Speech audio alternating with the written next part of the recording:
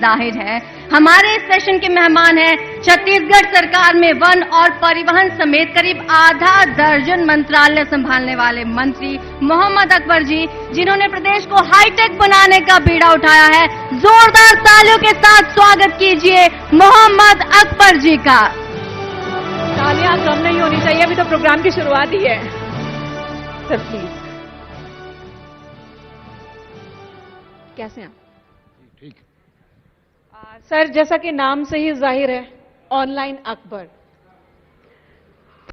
तो आपसे पहला सवाल भी मेरा यही होगा। आपके बारे में कहा जाता है कि आप छत्तीसगढ़ को बहुत जल्द से जल्द चाहते हैं कि हाईटेक बन जाए। इसके पीछे की सोच क्या है? देखिए, ये जो ऑनलाइन अकबर आपने अभी नाम दिया है, इसका मेन कारण ये है कि मेरे पास परिवहन विभाग भी है और परिवहन विभाग में जो भी अभी कामकाज चल रहा है वो पूरा ऑनलाइन सिस्टम से है। यहां तक कि छत्तीसगढ़ पहला ऐसा राज्य है जिसमें हमने ऑनलाइन सिस्टम से रजिस्ट्रेशन और ड्राइविंग लाइसेंस, तुम्हार सरकार तुम्हार द्वार योजना के अंतर्गत केवल ऑनलाइन आवेदन के आधार पर आपके घर पहुंचाकर ड्राइविंग लाइसेंस और रजिस्ट्रेशन के जो सर्टिफिकेट है वो हम उनको उपलब्ध कराते हैं। जो परिवहन विभाग में टैक्सेशन है, टैक्स जमा करने का भी ऑनलाइन सिस्टम है, चालान जमा करने का ऑनलाइन सिस्टम है। सारी चीज़ों को ऑनलाइन के माध्यम से करने के कारण ये बात हुई है कि पूरे देश में छत्तीसगढ़ का जो परिवहन विभाग है वो ऑनलाइन सिस्टम में बहुत आगे है और अनेक उनकी जो योजनाएं हैं वो सब ऑनलाइन सिस्टम से संचालित है। बिल्कुल। अकबर सर, आपके पास एक दो नहीं 6 विभाग कम से कम है। परिवहन है, विधि है, और इन तमाम विभागों की हम बात करेंगे। ऑनलाइन की जब हम बात करते हैं तो ये भी दावे होते हैं और ये भी कहा जाता है कि ऑनलाइन होने से पारदर्शिता बढ़ती है, करप्शन पर लगाम। तो कितनी चोट करप्शन को पहुंची है परिवहन विभाग में? देखिए, परिवहन विभाग में आपको ये जानकारी मैं देना चाहूंगा कि 2017 में तत्कालीन मुख्यमंत्री जी ने तत्कालीन सरकार के समय जितने भी जो परिवहन के बैरियर थे उन्होंने उनको रोक लगा दिया और जितने भी जो हमारे दूसरे राज्यों से जो आवाजाही थी उसमें उन्होंने ये कहा कि रोक हटाया कि ये भ्रष्टाचार के कारण इस प्रकार का बैरियर में भ्रष्टाचार होता है। जब हमने इसको प्रारंभ किया 2020 में तो उन्होंने आरोप लगाया कि ये भ्रष्टाचार के लिए है। तो हमने कहा कि ये नक्सल प्रभावित राज्य है और आवाजाही में हमारे रिकॉर्ड में होना चाहिए कि कौन आया, कौन गया, कौन सी गाड़ी आई। जब उन्होंने बंद किया तो उसकी आय जो बैरियर है उसमें 13 करोड़ रुपया वार्षिक आय। हमने कहा कि भाई ये भ्रष्टाचार के लिए नहीं है और आवाजाही में हमारा नियंत्रण होना चाहिए। ये जो प्रांत है ये नक्सल प्रभावित भी है, आने जाने वालों पर हमारी नजर होनी चाहिए। हम बैरियर लगाएंगे, ये भ्रष्टाचार के लिए नहीं है। और हमने साबित करके दिखाया कि जो 13 करोड़ रुपए की आई थी वो इस समय 119 करोड़ रुपये प्रति वर्ष का उसमें आय हुआ है। तो जिस तरीके से कुछ अच्छे यदि काम छत्तीसगढ़ सरकार की तरफ से किए जाते हैं, जो प्रतिपक्ष का काम है उनको जनादेश इसी बात का है कि उनको हर मामले में विरोध करना है, लेकिन परिवहन विभाग का जो काम है वो बहुत ही अच्छा काम है। और मैं ऐसा समझता हूं कि ऑनलाइन सिस्टम से जो भ्रष्टाचार के बारे में जो बातें होती है तो ऑनलाइन सिस्टम के हिसाब से वो नियंत्रण में है। लेकिन एक समस्या भी अक्सर देखने को मिलती है, खासकर निजी बस ऑपरेटर्स को लेकर, उनकी मनमानी को लेकर शिकायतें बहुत हैं। क्या हो रहा है इस दिशा में काम? देखिए, कभी भी कोई शिकायत ऐसी आती है, इतना बड़ा सिस्टम है, 65 लाख वाहन पंजीकृत हैं जिसमें 4.5 लाख के जो हैवी व्हीकल हैं वो हैं, करीब 15 से 20 हजार के लगभग बसेज हैं। तो इतना बड़ा सिस्टम है तो कहीं कहीं कोई शिकायत आ सकती है, लेकिन जैसे ही शिकायत आती है त्वरित कार्रवाई हम लोग करते हैं। निजी ऑपरेटर्स की भी कुछ शिकायतें, उनकी भी कुछ मांगे हैं? निजी ऑपरेटर की कोई शिकायत नहीं है। निजी ऑपरेटर की जो लगातार मांग थी कि कोरोना काल में हम इस लायक नहीं रहे कि हम टैक्स पटा सकें, तो बहुत उदारतापूर्वक छत्तीसगढ़ की सरकार ने कोरोना काल में उनको जो रोड टैक्स है उसमें हमने छूट प्रदान किया है। अब वन मंत्रालय भी संभाल रहे हैं और जब बात वनों की होती है तो मानव और जानवरों के संघर्ष की भी होती है। ये एक ऐसी लड़ाई है जो सदियों से चली आ रही है। छत्तीसगढ़ के उपलक्ष्य में देखें तो हाथियों का आतंक बहुत ज्यादा है, खासकर जो जंगल के एरिया में जो गांव हैं वहां पर मकानों को, यहां तक कि लोगों को भी हाथी निशाना बना जाते हैं। क्या कर रहे हैं इस समस्या का समाधान? देखिए, छत्तीसगढ़ 1,35,000 वर्ग किलोमीटर का है और 44.2% वन है। आपको ये जानकारी में मैं देना चाहूंगा कि हमारे जो राष्ट्रीय कांग्रेस के पूर्व अध्यक्ष आदरणीय राहुल गांधी जी आए थे और उन्होंने सरगुजा क्षेत्र में दौरा करते हुए कुछ क्षेत्रों के बारे में हाथी रिजर्व बनाने की बात की थी। अब हाथियों के बारे में आप चिंता व्यक्त कर रहे हैं। इसके पहले की जो सरकार थी डॉक्टर रमन सिंह जी के समय 3 एलिफेंट रिजर्व थे, सेमरसोत, बादलखोल, तमोर पिंगला। ये हाथियों का विचरण क्षेत्र है। चौथा जहां सबसे ज्यादा हाथी पाए जाते हैं लेमरू, इसके बारे में भारत सरकार की तरफ से 2008 में 452 वर्ग किलोमीटर का जो हाथी क्षेत्र रिजर्व घोषित करने के लिए भारत सरकार से आया। लेकिन हुआ ये कि वो 452 वर्ग किलोमीटर 2008 से लेकर 2018 छत्तीसगढ़ में कांग्रेस की सरकार बने तक उसका नोटिफिकेशन नहीं हो पाया। उसका कारण ये है कि नीचे पूरे कोयले की खदानें हैं और वो कोल ब्लॉक होने के कारण तत्कालीन भारतीय जनता पार्टी की सरकार ने उसको नोटिफाई नहीं किया। माननीय भूपेश बघेल जी की सरकार बनी और हमने उसमें पूरा अध्ययन करवाया। अध्ययन करने के बाद, सर्वे के बाद ये लगा कि 452 वर्ग किलोमीटर से काम नहीं चलेगा। कोल ब्लॉक यदि छोड़ना पड़े तो छोड़ दिया जाए, लेकिन इस क्षेत्र को बढ़ाया जाए। 1995 वर्ग किलोमीटर क्षेत्र को नोटिफाई लेमरू हाथी रिजर्व के नाम से हमने किया है और 39 कोल ब्लॉक उसके नीचे थे जिसको छोड़ा गया और ये बहुत बड़ी उपलब्धि है छत्तीसगढ़ की सरकार की। अब लेकिन समस्या दूसरी भी है। यानी कि आप कह रहे हैं कि जो एनक्रोचमेंट जंगलों में हम लगातार किए जा रहे थे, आप उस एनक्रोचमेंट को आपने रोका ताकि जंगल बचे और उन हाथियों के लिए उनका घर बचे।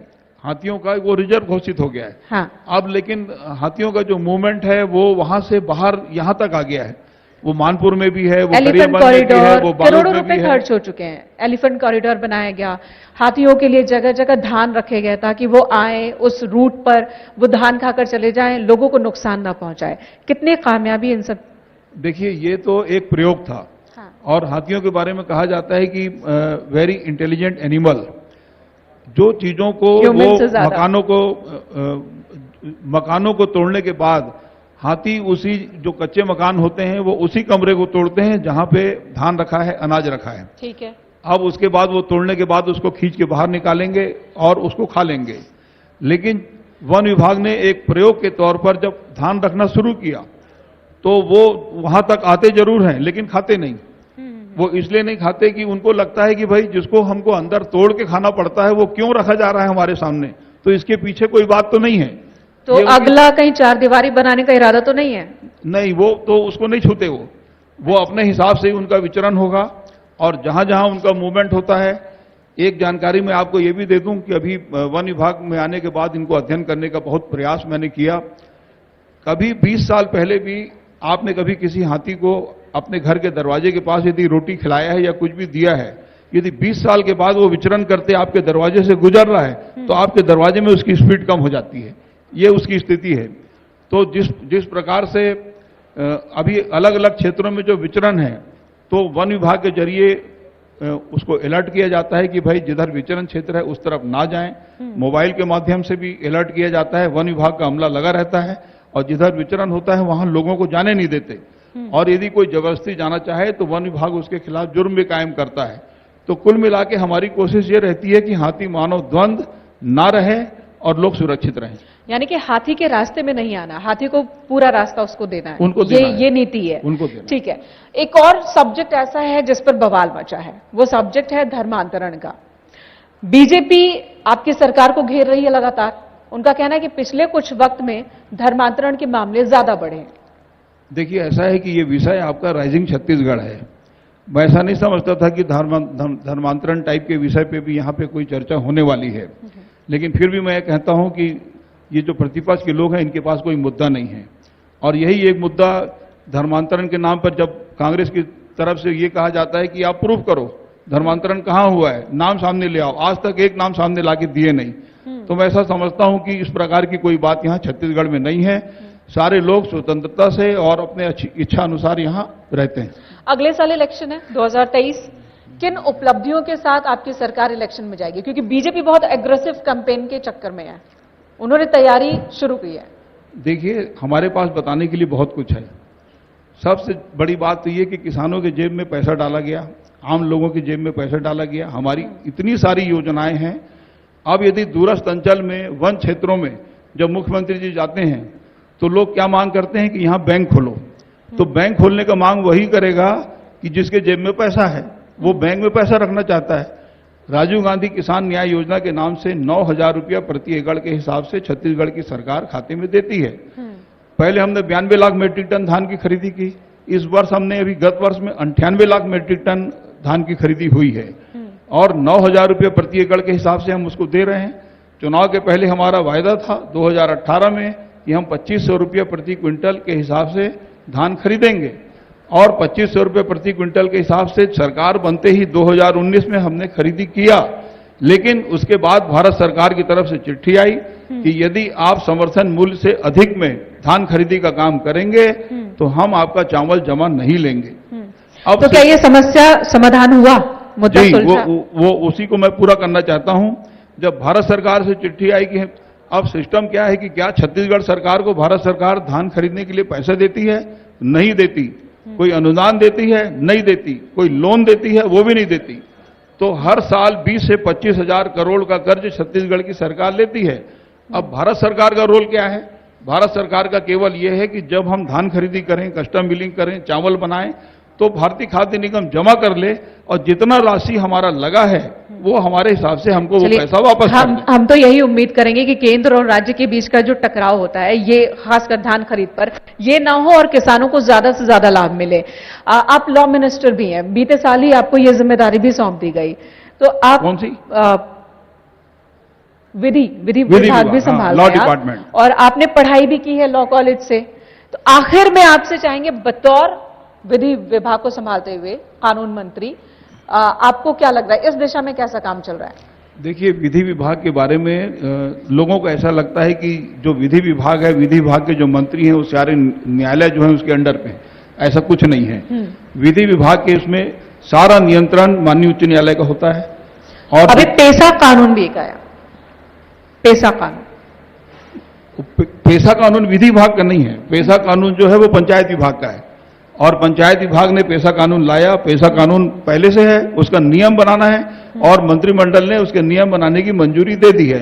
जहां तक विधि विभाग का प्रश्न है तो वो पूरा नियंत्रण माननीय उच्च न्यायालय का होता है और उनका वेतन भत्ता और बाकी का सिस्टम, उनका जो वाहन उपलब्ध कराना या उनके भवन का मेंटेनेंस करना, अतिरिक्त कक्ष बनाना, ये काम राज्य सरकार का है। बहुत बहुत धन्यवाद आपका, आपने सभी सवालों का विस्तार से जवाब दिया, बहुत ही सरल तरीके से, सरल शब्दों में, लेकिन विस्तार से आपने बताया। Thank you. बहुत ही महत्वपूर्ण चर्चा रही। सर, आपसे निवेदन है आप मंच पर बने रहें। मैं मंच पर बुलाना चाहूंगी टीवी 18 के vice president marketing and product Aditya Tandon को। कृपया स्टेज पर आए, मोमेंटो भेंट करें। कांग्रेस के एक सीनियर कद्दावर नेता जिन्होंने प्रदेश कांग्रेस को संघर्ष से सत्ता के शिखर तक पहुंचा दिया। बिल्कुल, तो पार्टी का आला कमान ने एक बहुत बड़ी जिम्मेदारी सौंपी थी। वो प्रदेश कांग्रेस प्रभारी हैं, सरकार और संगठन के बीच के मजबूत कड़ी हैं। हमारे मेहमान हैं कांग्रेस के सीनियर लीडर पीएल पुनिया जी।